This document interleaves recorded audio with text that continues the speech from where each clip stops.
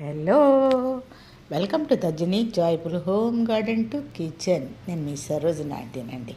So ఇవేంటో చూసేద్దామా. నాటు ఉసిరి ఇప్పుడిప్పుడే వస్తున్నాయి మా ఉసిరికాయలు.